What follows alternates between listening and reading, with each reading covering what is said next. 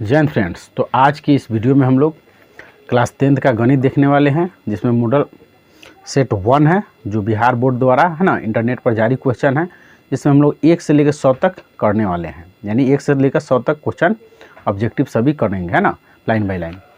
तो चलिए हम लोग शुरू करते हैं। तो क्वेश्चन बनाने से पहले मित्र है ना, ये पढ़ ले कि कितना बनाना है और कितना नहीं। तो 100 में सब कितना बनाना है, 50 को ही, ठीक है। तो चलिए पहला नंबर क्वेश्चन हम लोग देखते हैं। तो देखिए मित्र, पहला क्वेश्चन निम्नलिखित में कौन परिमेय संख्या? परिमेय संख्या उसे कहते हैं जिसका मान रूट से पूरा निकल जाता है। तो देखिए यह रूट में है, यह भी रूट में है, क्योंकि 5 तो यहाँ निकल जाएगा 25, ठीक है, लेकिन 3 नहीं निकलेगा। यहाँ 9 के 3 निकल जाएगा, लेकिन यह नहीं निकलेगा। तो ये आपका क्या हो गया, परिमेय। क्यों? क्योंकि रूट 4 का आप 2 इस अभाज्य गुणनखंड करिएगा, 2 गुना 2, तो यहाँ जोड़ा लग के 2 निकल जाएगा, यानी 1/2। तो क्या है, 1/2 परिमेय हो गया, ठीक है। तो इसका आंसर हो गया सी। अगला, यदि m एक पूर्णांक है तो प्रत्येक विषम पूर्णांक का रूप होगा, ठीक है। तो देखिए हम लोग जानते हैं कि पूर्णांक संख्या किसे कहते हैं मित्र। तो जैसे माइनस में आप चलिए 1 2 3 है ना, और या तो 0 1 2 3 4। तो कोई भी संख्या माइनस में हो या तो प्लस में हो, 0 को शामिल करते हुए, है ना, पूरा अंक को ही पूर्णांक कहा जाता है, चाहे वो माइनस में हो पूरा अंक, या तो प्लस में हो, या तो 0 को भी।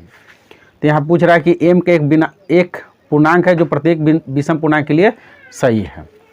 तो इसका आंसर हो जाएगा डी, ठीक है। यह गलत मारा है ना। क्यों? क्योंकि देखिए यहाँ पर आप 1 रखिए, जैसे यहाँ पर आप 1 रखिए, है ना,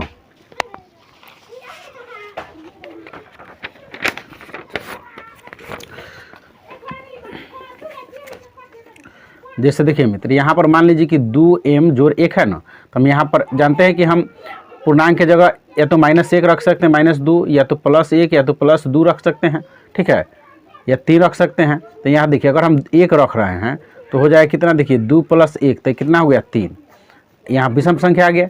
अगर यहाँ पर हम -1 रख रहे हैं गुना में, -1 जोड़ 1, ठीक है, तो कितना हो जाएगा यहाँ पर, तो हो जाएगा यह कितना, -2 और +1, तब भी कितना आएगा 1। तो आपका क्या संख्या आ गया, तो विषम संख्या आया, ठीक है।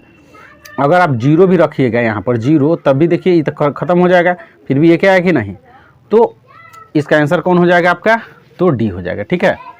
निम्नलिखित में किसका दशमलव प्रसाद शांत होगा, ठीक है। तो इस हो गया आपका सी, क्योंकि अब हम लोग जानते हैं मित्र, जिसका अभाज्य गुणनखंड, ठीक है, जिसका अभाज्य गुणनखंड केवल 2 2 आवे, है ना, यानी जिसका हर का अभाज्य गुणनखंड 2 2 आवे, या 5 5, या तो 2 5, ठीक है, तो क्या होगा, शांत होगा, ठीक है। तो इसको आप ऐसे करके भी देख सकते थे। जैसे 80 का अभाज्य गुणनखंड करिएगा तो देखिए 4, फिर यहाँ पर हो जाएगा 20, फिर यहाँ 10, फिर 2 से 5 और यहाँ 5। तो देखिए केवल 2 2 5 आया ना, तो क्या हो जाएगा, तो जिसका हर का अभाज्य गुणनखंड 2 5 आया तो क्या होगा, शांत होगा। भाग दे के भी आप कटाते थे, यहाँ पर दशमलव में कट जाता, ठीक है। आगे देखिए 4 नंबर क्वेश्चन है, 0.87 का है ना, इसमें कह रहा है कि कौन होगा आंसर। देखिए तो इस तरह का प्रश्न बनाने के लिए मित्र 0.87 पर एक रिंग है, यानी डैश भी कह सकते हैं, इसको बार भी बोला जाता है। तो इसको कैसे करना है ना, तब बताइए, जितना रहेगा उतना लिख लेना है अंक, और जिस पर आपको यह बार है, या डैश है, या तो रेखरिंग है, उतना बटा में 9, और दशमलव के यानी जितना अंक बाकी है उतना 0 बटा में दे दीजिए, और जिस पर रेखरिंग नहीं है, यानी ठीक है, रेखरिंग नहीं है तो उतना घटा लीजिए। तो कितना घटा लीजिएगा, 8। तो घटाइएगा, 17 में से 8 गया तो कितना बचेगा, 9। ये हो गया 7/90, ठीक है। तो यह आपका आंसर हो गया कितना, तो 79/90 सी हो गया, ठीक है। अब देखिए इसका x + y + z का मान आपको मैं पूछ रहा है, ठीक है।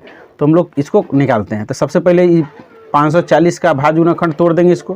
तो देखिए 2 से लगाइए तो 2 दूना 4, 2 सते, है ना, 2 दूना 4, 2 सते 14, फिर यहाँ 0, फिर यहाँ हम 2 से लगाएंगे, 2 एकम 2, 2 तिया 6, 2 पचे 10, फिर यहाँ 3 से लगाएंगे तो 3 चौका 12, 3 पचे 15, फिर यहाँ से 3 से लगाइएगा, 3 एकम 3, 3 पचे 15, फिर यहाँ 3 से 3 पचे 15।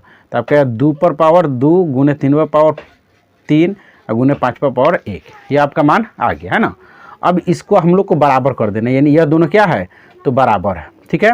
तो देखिए यहाँ पर मित्र इसके बराबर ही लिख दीजिए, 2 है ना, 2x गुने 3y गुने 5z। तो इसमें x के मान हो गया 2 वाला, यानी x के मान हो गया 2, y के मान हो गया 3, ठीक है, और आपको पता है z के मान 5 हो गया, सॉरी 5 नहीं 1 हो गया। कितना हो गया मित्र, 1।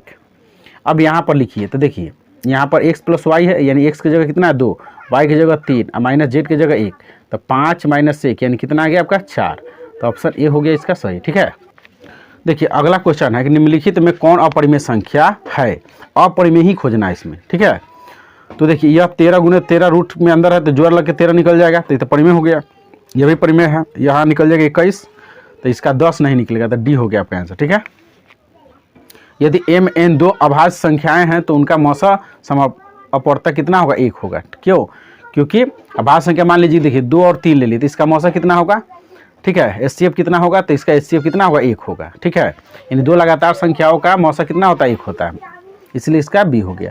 दो संख्याओं का गुणनफल है ना 2366 है और उनका लघुत्तम समापवर्तक इतना है, तो महत्तम समापवर्तक होगा। ठीक है, तो देखिए इसको क्या करेंगे मित्र, सबसे पहले हम लोग जानते हैं कि पहली है ना, पहली संख्या गुने दूसरी संख्या, इसी को बोलते हैं संख्याओं का गुणनफल। संख्याओं का गुणनफल बराबर मौसा गुने लस, यह आपका क्या फार्मूला है। ठीक है, तो यहाँ संख्याओं का गुणनफल 2366 है और मौसा आपको निकालना है, लस दिया 182। अब क्या करेंगे मित्र कि यह गुना में इधर आएगा तो बटा में हो जाएगा 266 बटा 182 बराबर मौसा गुने है ना, यहाँ बराबर क्या हो जाएगा मौसा।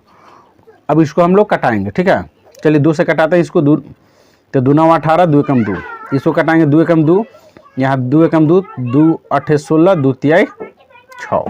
ठीक है, अब इसको हम लोग फिर कैसे कटाएंगे, 3 से। 3 से नहीं कटेगा मित्र, 7 से कटाते हैं। कितना से कटाएंगे, 7 से। देखिए 7 एकम 7, 7 के 21। ठीक है, यहाँ देखिए 7 से कटाएंगे तो 7 एकम 7, इनमें से 4 निकला तो हो गया 48, तो 7 42। ठीक है, 7 42 तो 6 निकला तो 63 हो गया, तो 7 9 63। अब हमको पता है मित्र कि 13 से ही 13 दिन में कट जाए, क्योंकि इसका स्क्वायर है, तो इसका फाइनली कितना हो गया मौसा मित्र, तो 13। ठीक है, इसका ऑप्शन नंबर हो गया 13 सही। ठीक है, ये हो गया। निम्नलिखित में किसका दशमलव प्रसार अशांत है, अशांत कह रहा है, तो जिसका है ना हर का भाज्य रेखंड 2 और 5 के अलावा कुछ शामिल हो जाए है ना, तो क्या होता है, तो आपका अशांत होता है। तो इसका हो जाएगा डी।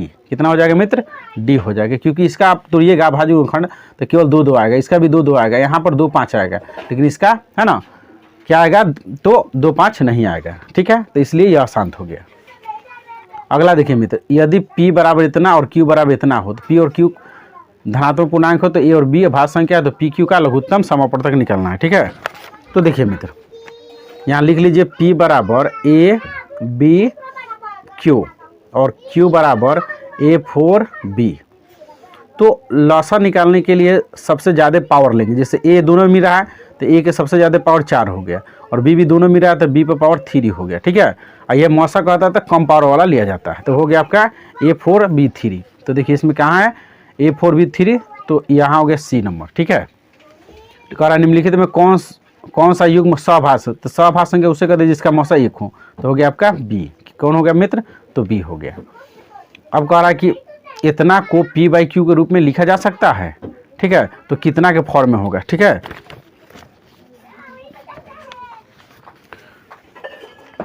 तो देखिए मित्र इसको क्या करेंगे, 0.3125 है, तो इसको उड़ाएंगे तो बटा में 1 दशमलव उड़ता है, तो बटा में कब होगा 4 गो 0। ठीक है, इसे इसको हम लोग कटा देंगे। ठीक है, तो देखिए इसको काट रहे हैं 5 से, कितना से कटाएंगे मित्र, चलिए तो इसको मित्र हम लोग काटेंगे। तो देखिए 5 से कटाना, 5 दूना 10, 3 गो 0, 6 5 30, 1 निकला, 5 दूना 10, 5 25, फिर 5 चौका 20, डबल 0, ये 5 5 5 10, 5 25, फिर 5 8 40, ये देखिए 5 दूना 10, 5 25। ठीक है, तो फाइनली आ गया 25/80। ठीक है, तो आपका है ना आप जान चुके हैं मित्र कि 25/ये वाला हो गया 80। ठीक है, तो यही आंसर होगा इसमें। देखिए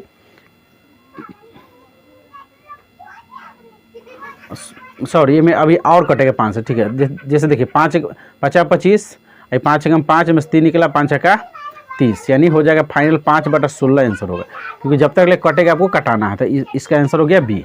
ठीक है मित्र, उम्मीद है कि आपको समझ में आ गया होगा कि जब कटेगा तो टोटल है ना पूरा तक कटा देना है, और उसके बाद आंसर खोजना है आपको, नहीं तो नहीं मिलेगा।